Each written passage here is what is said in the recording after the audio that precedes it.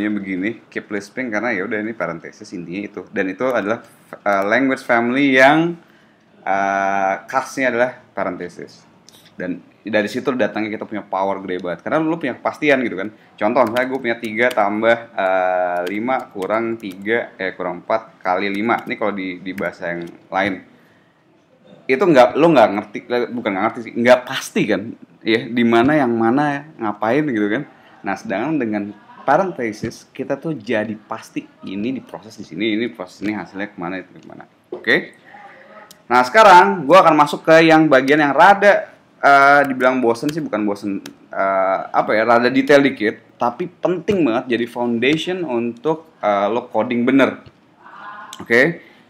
Ini penting banget, dan ini kalau buat lo yang SMA, wah ini penting banget nih buat TKPA, sorry, namanya udah beda. Nah, konsepnya apa? Tentang data types. Jadi lo kan tadi udah gue bilangin bahwa basically programming adalah data itu lo transform dengan function jadi another data gitu kan, ditambah dikurang dikali jadi hasilnya gitu. Nah, untuk tahu data apa dan cara ngelolanya gimana, lo harus tahu dong tipe-tipe data primitif ya, primitif data yang ada itu apa. Primitif itu apa? Yang paling gampang numbers. Numbers jelas lah ya, ini numbers. Bilangan bulat tuh kalau di sana disebutnya integer, di bule sono gitu nyebutnya integer. Bilangan koma-komaan itu floating namanya ya. Ini irrational numbers, kadang-kadang irasional gitu. Ini floating atau double. Kalau misalnya kalau di closure di list family ada namanya rasional 3/5 ya, 3/5 itu rasional, rasio ya kan, bilangan rasional. Di programming yang lain setahu gue jarang, kecuali di list family yang punya ini 7/8 gitu. 7/8 nggak jadi 0,8 berapa tuh, 875 bla bla bla, kagak. Itu rasional. Jadi numbers ada beberapa, integer, desimal lah ya, float, dan rasional. Oke, itu numbers. Function apa yang bisa kita kerjain ke numbers ya? Standar lah, matematik apa sih? Tambah, kurang, kali, bagi, bla bla bla. Ada lagi yang penting, ini mungkin lo sebagian belum tahu tuh quote. Quote tuh integer division. 5/2 berapa? 2 kan? Sisa 1 gitu kan. Nah, dia ngasilin 2-nya. 7 bagi berapa nih? 7 bagi 2 3 kan? Kan 6. Yang bulatnya itu 6 bagi 2, 3. Sisa berapa? 1. Kalau mau ngambil sisanya pakai rem, namanya remainder. Ya, misalnya 9 dibagi 5. Sisanya berapa? 4 gitu. Kalau mau hasil baginya 9 bagi 5, hasil bulatnya 1. Nah, itu operation yang kira-kira bekerja buat numbers. Ada lagi operation yang bekerja buat numbers, tapi bukan memanipulasi antara dua numbers ini, yang disebutnya itu boolean operator. Nah, apa itu belakangan. Tapi gue bisa ngecek nih, ini positif kagak sih? Oh, true, dia positif. Coba kita cek, kalau yang ini positif nggak? False.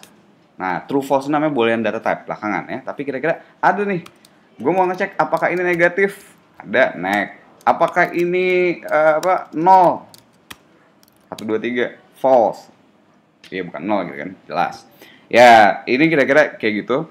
Ada yang lebih kompleks lagi nanti, math, di math library namanya SQRT, itu square root. Square root dari 9 berapa? 3,0. Ada kayak gitu ya. Ada lagi pembulatan, floor.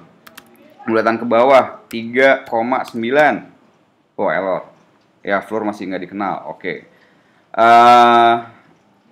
Nah, konsepnya di sini yang paling penting adalah bahwa ini numbers. Oke, ini numbers, dan ini semua numbers itu operasi-operasi numbers. Nah, yang penting di sini lo harus tahu setiap function di closure itu ada definisi yang jelas. Ya, definisinya dia bekerja pada apa. Lo nggak bisa dong, misalnya gue tambah si Jojo nih, tambah Jojo Lipet. Bisa nggak?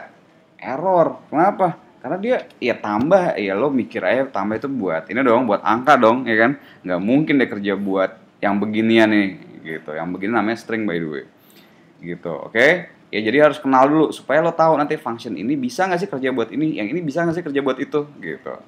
Oke? Kalau udah belajar tentang numbers, yang kedua adalah boolean. Boolean tuh gampang, true sama false, true, false, false. Udah, 2 itu doang. Apa yang bekerja pada boolean? Operator-operator logic. And true, true sama false. Coba N hasilnya apa? N true sama false. False. Kalau OR true sama false hasilnya apa?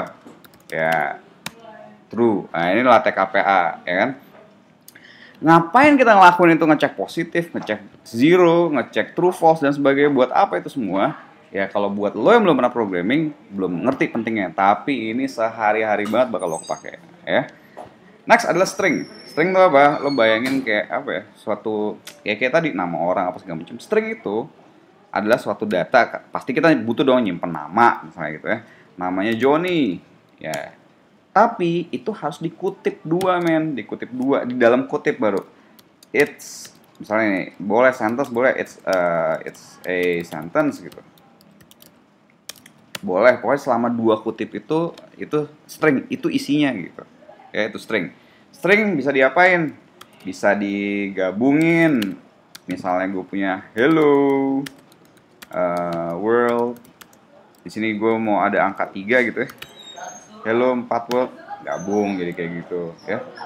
Ada berbagai macam operasi string lainnya. Mau cari tahu berapa panjangnya sebuah string? Misalnya nih, count 5 ya, untuk lihat panjangnya berapa, dan berbagai macam lagi belakangan. Operasinya belakangan, fungsi-fungsinya belakangan. Tapi yang penting tahu data type. Dan penting banget untuk tahu function ini inputnya tipe data apa nih. Ya, tipe data boleh yang ini, boleh yang itu. Bisa nggak sih kalau gue n misalnya n Jojon dan 2 hasilnya. Nah, ini nggak jelas nih kan. Apa nih maksudnya? Kok n harusnya buat boolean dong gitu kan. Kenapa munculnya sini 2? Nah, itu nanti pentingnya tahu data type. Lo udah tahu tentang string, lo udah tahu tentang numbers, udah tahu tentang boolean. Nah, ini udah paling penting. Nanti sebenarnya ada karakter, itu ya udah belakangan. Nah, terakhir yang tipe data khusus. Nah, karena tipe data khusus jadi gue gini. Tipe data khusus namanya simbol sama keyword. Ya, khusus, agak khusus nih. Keyword itu depannya pakai titik 2. Ini namanya keyword ya. Bla bla bla. Nah, depannya pakai titik 2. Bisa name, bisa apa, depannya pakai titik 2, ini keyword. Oke, nanti kepakainya kemana? Belakangan deh. Operasinya bisa ngapain? Belakangan. Yang penting lo tahu dulu. Terakhir, yang paling penting dan paling susah untuk dimengerti buat beginners, simbol. Simbol tuh apa? Kalau tadi string lo nulis Johnny kan gini, Johnny kayak gini, ya udah dia kenal. Sekarang gimana kalau gue nulis gini doang? Jebret error. Kenapa? Karena ini yang pakai kutip lo jadinya simbol, jadinya string. Tapi kalau yang nggak pakai kutip itu namanya simbol. Kenapa nih kan? Unable to resolve simbol Johnny. Kenapa simbol itu bisa jadi error? Kenapa nggak bisa kayak tadi juga? Karena simbol itu adalah cara kita berkomunikasi sama Clojure untuk ngasih nama, ngasih tahu Clojure, woi, si simbol ini itu akan merefer ke sesuatu yang lain, ya. Ini lo mungkin belum ngerti, tapi sekarang gue cobain. Nih def Johnny adalah Johnny, kayak gitu. Oke, lo nggak usah peduli dulu ini apaan sih. Ini intinya adalah cara gue ngasih tau, men, kalau lo ketemu Johnny itu sebenarnya isi datanya bernama Johnny. Coba gue ketik Johnny sekarang, jebret, oh keluar si Johnny gitu. Sekarang kalau gue def nama adalah Jojo Lipet Merdeka. Oke, berarti gue mendefine nama itu adalah Jojo Lipet Merdeka. Kalau gue ketik nama, keluarnya apa? Ya itu. Ya, simbol adalah cara kita untuk ngasih nama ke sesuatu data, yang datanya bisa apapun. Oke, nanti caranya gimana itu macam-macam, ada def, flat, bla bla bla. Sementara lo tahu tipe data dulu, kalau udah baru kita move next.